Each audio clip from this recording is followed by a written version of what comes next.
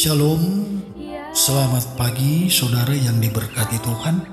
Jumpa kembali dalam seri pembahasan firman Tuhan, agama yang bersinar. Mari berdoa. Hati kami telah siap ya Bapa untuk merenungkan firman. Kami membutuhkan kuasa surga. Berkati firman-Mu Tuhan. Terpujilah nama-Mu, di dalam nama Yesus Juru Selamat kami. Amin. Judul pembahasan firman Tuhan pagi ini adalah untuk menyatakan dirinya kepada orang yang rendah hati. Lukas 10 ayat 21, firman Tuhan berkata, pada waktu itu juga bergembiralah Yesus dalam Roh Kudus dan berkata, Aku bersyukur kepadamu Bapa Tuhan langit dan bumi, karena semuanya itu Engkau sembunyikan bagi orang bijak dan orang pandai, tetapi Engkau menyatakan kepada orang kecil. Ya Bapa, itulah yang berkenan kepadamu. Saudara yang diberkati Tuhan, orang-orang terhormat di dunia ini, serta mereka yang dinamakan orang-orang besar dan budiman, dengan segala pengetahuan yang mereka banggakan, tidak dapat menyelami tabiat Kristus. Mereka menghakimi Dia dari rupa secara lahir, dari kehinaan yang menimpa Dia sebagai manusia.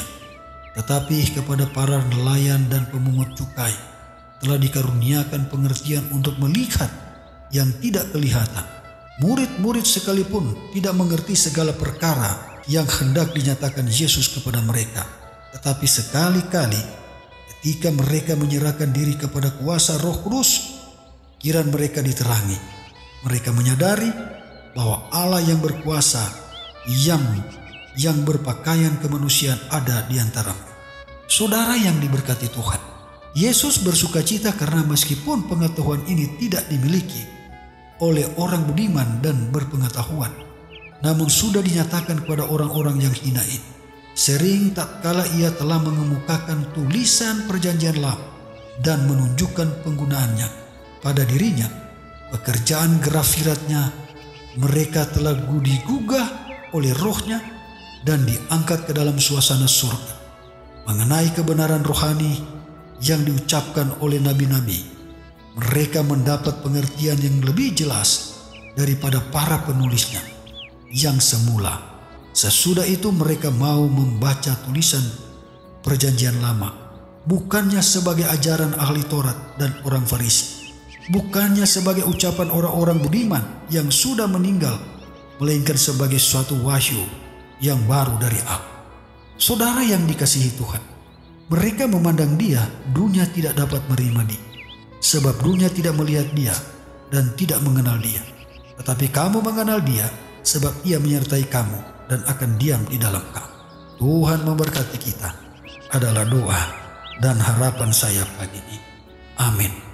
Mari berdoa. Bapa di sorga, terima kasih oleh karena Tuhan sungguh baik dan sungguh luar biasa dalam hidup kami.